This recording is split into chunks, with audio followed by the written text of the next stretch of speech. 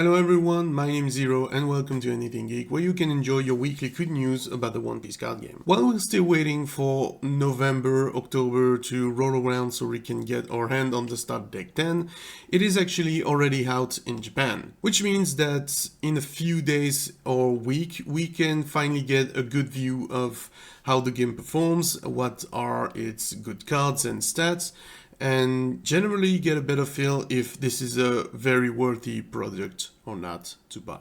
And speaking of starter decks, they've actually announced that starter deck 12 will be featuring Zoro and Sanji as leaders. One will be blue, the other one will be green. We don't know which one yet, but I think we can fairly guess who is gonna be the green one. And this deck is actually scheduled to go out on the 28th of October in Japan. So we can be sure that we're gonna have a ton of news regarding this deck in the near future. However, I find it weird because we don't have any information whatsoever regarding a starting deck 11. Unless I missed it somehow, but I think they've only announced Starter Deck 10, which is the ultimate deck, and it's out in Japan, and then they've announced Starter Deck 12, so where's the 11th? And while I wonder what's gonna be in those decks, I surely don't have to ask myself what's in the finalist and winners deck of the One Piece Championship 2023, because they've actually revealed those deck lists. The finalist was Zumi, and he was running a red Zoro deck, fairly standard. But the winner, Baraki, was actually using one of the new leader, which is Rebecca, and it's a blue and black leader, and the deck list is very interesting, so if you have OPO4 cards, feel free to try it out. But since the set is already out in Japan, now is the time for the OPO5 news, with a fair lot of cards revealed this week. And to start things off, we have Emporio Ivankov, which is a 4-cost 5000 power revolutionary army with a counter of 1000. Activate main once per turn. If this character has 7000 power or more, play up to one revolutionary army type character other than Ivankov with a power of 5000 or less. I said it last time and I'm gonna say it again, revolutionary army for OPO5 looks absolutely amazing and top tier. It's gonna be the new Whitebeard. I feel it's gonna be a very strong, very aggressive meta. The next card revealed was actually Don Quixote do Flamingo, 7-cost 8000 power from the Don Quixote Pirates. And on opponent's attack once per turn for a cost of 1, you can rest up to one of your opponent's character with a cost of 6 or less. And next we have more monkey thing, because we have Monkey D. Garp, which is a 3-cost 3000 power of the Navy, counter 2000, so that's gonna be a staple in blue decks. And on play, draw 2 cards, return 2 cards from your hand to the bottom of your deck in your desired order. So card cycling, which is always good. You can see more of your deck, have more possibilities, and it's gonna counter 2000. It's gonna be great for any blue decks. But then for purple, we have Orobi, which is Robin from Wano. 4-cost, power 5000, and Straw Hat Crew, obviously. On play, if you have 8 or more Dawn cards on your field, KO up to one of your opponent's character that costs 3 or less. Also, she has a 1000 counter, I just forgot about it. And her on play effect is always good to get rid of some of those pesky blockers, help you clear things a little and control the board more efficiently. But the next card might sound a bit weird unless you consider that some mechanics of the game actually take advantage of cards in your trash, because we have Nefertari Cobra, 2 costs, power 1000, Alabasta Kingdom, counter 1000, blocker, and on play, trash the top card of your deck. And of course, when you think about Kingdom, you can think about OPO4, which has all those Kingdom of Intrigues kind of theme to it with Dressrosa and Alabasta. And when you consider the Black Luffy, that actually takes advantage of the more cards you have in your trash, the more it's enabled to do its thing. It kind of makes sense to have this effect on Cobra here. But sometimes, you know, a bit of vanilla is also good, which is the next card, which is a 3-cost 5000 yellow card. It's Holly, which is basically the dog in Skypia, with a counter of 1000. It's a big vanilla body on the board. But now we circle all the way back to red with Toto, cost 1, power 0.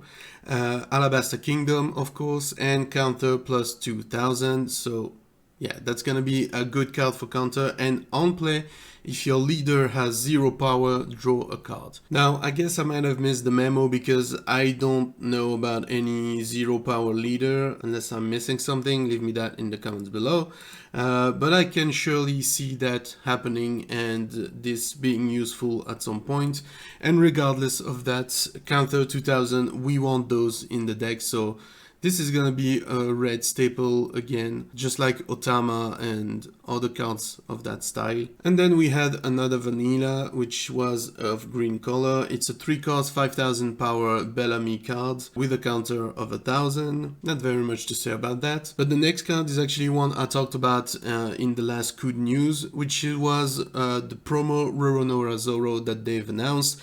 It's a yellow character, it's a cost 4, 5000 power of the slash attribute, Wano and Straw Hat with a counter of 1000, so we now know that this has a counter, and the only effect of this card is actually a trigger, which is KO up to one of your opponent cost 4 or lower character. While this has no effect when you play it or to use during the game, this is still a good trigger to have, especially because with yellow you're gonna be always putting cards back into your life, so you can maybe take more advantage of this than any other colors. The next card was for blue, and we have Maynard, cost 2, power 2000 of the Navy, counter 1000, and it's just a blocker. If you already have enough blocker, you might not need this, but we need staples in every set. We then circle back all the way to Wano with Beppo, a purple character, which is cost 3, power 5000. When attacking, if you have less down card on your field than your opponent, give up to one of your opponent's character minus 2000 power until the end of this turn. It's kind of like Otama, but since it's a when attacking effect, you can reuse this more than once. It's also just a 3 cost, so you can actually use this fairly well, and because it's at 5000 with such a low cost, it's gonna be very useful and very easy to use in practical cases. Just remember though that you can give up to one of your opponent's character minus 2000 and not your opponent's leader. Next card we had was Viola from Dressrosa, 2 cost, 3000 power, counter 1000. On play, your opponent chooses 3 cards in their trash and they return them to the bottom of their deck in any order. Very niche use, I think. This is gonna be more when you face against that infamous Luffy that I talked about earlier. You can pretty much try and prevent them from having those cards in their trash, or if they have a whole mechanic of bringing back some cards like events or other character, you can maybe prevent that with this effect, but it's gonna be very specific, I feel. Going back to Skypia, we have the next card that was revealed, which is yellow. It's Kotori, 3 cost, 3000 power, Sky Island, counter 1000, and on play, if you have Otori, KO up to one of your opponent's character with a cost equal to or less than the number of your opponent's life card. This card is kind of interesting because it kind of gives us a hint that Otori card is also coming to the game, and we don't know yet what this will do, but I feel like it's gonna be those type of combo like Bushi and Charm in OPO3 and stuff like that, where you can actually have a character that kind of summon another. Chachi and Penguin also from OPO1 were kind of the same combo, and that's actually something that I feel is very fun to play. I made a Kuro deck last week and I'm actually playing Charm and Bushi in those decks, and it's very fun when you play one and you get to play the other one for free. I'm definitely looking forward to yellow in OPO5 and also purple, but mostly yellow because of the NL leader. And speaking of NL, the next card is actually one of the SR from the set, a yellow one, and it's gonna be NL. 7 cost, 7000 power, Sky Island, no counter, Rush.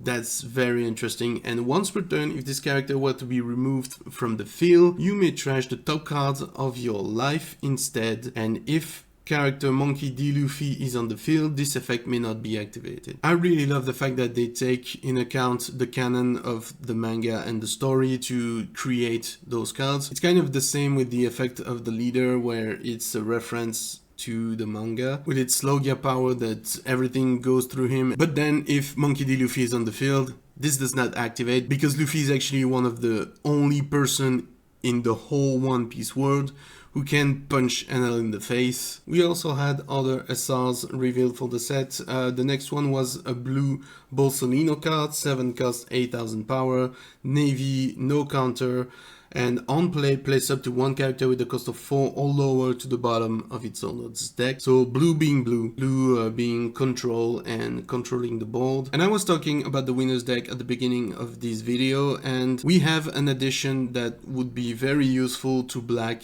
and the mechanic of the Luffy that I was talking about, which is Rebecca, the character, 4 cost, 0 power, Dressrosa plus 1000 counter, blocker, and on play, return up to 1 black character other than Rebecca with a cost of 3 to 7 from the trash to your hand, then play 1 cost 3 or less black character from your hand to the field rested. You could potentially recycle your most useful cards from the trash and at the same time play more on the board for free, either blocker or other on-play effects. I think it's gonna be a very good card. But the Revolutionary Army is not done yet because we have the red SR card for Sabo, which is a 6 cost, 7000 power Revolutionary Army, no counter, on play, KO up to 2 character with a combined power of 4000 or less. And this might be interesting to see what cards you can KO, because if your opponents has 4 blocker of 1000 power each,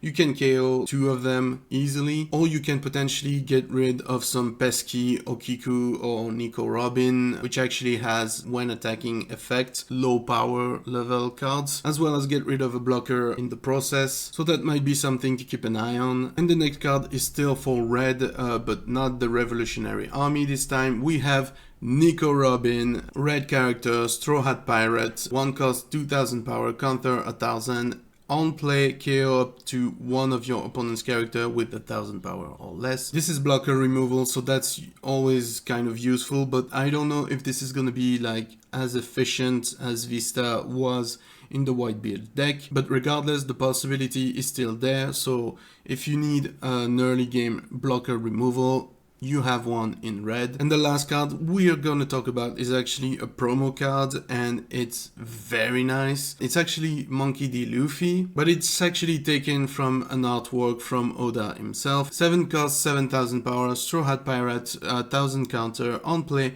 return up to 1 cost 3 or less character on the field to the owner's hand. As a board removal card, I'm not really convinced of this card's effect, but I think we can all agree that the cards look sick regardless. And also a video of the card was posted on Twitter, and the shine on the foil is absolutely gorgeous. So I'm really looking forward to get this in my collection. And that's about all the news there was during the last week of July. Now going out in August, we're gonna have at least 2 starter decks coming out, which is the starter deck 8 and 9 Luffy and Yamato deck. So definitely look forward to those starter deck opening on the channel. But anyway guys, thank you very much for watching, and if you stay here, it means the video was at the very least entertaining to you, so please leave a like, and most importantly, subscribe to my channel and ring the bell to never miss anything geek.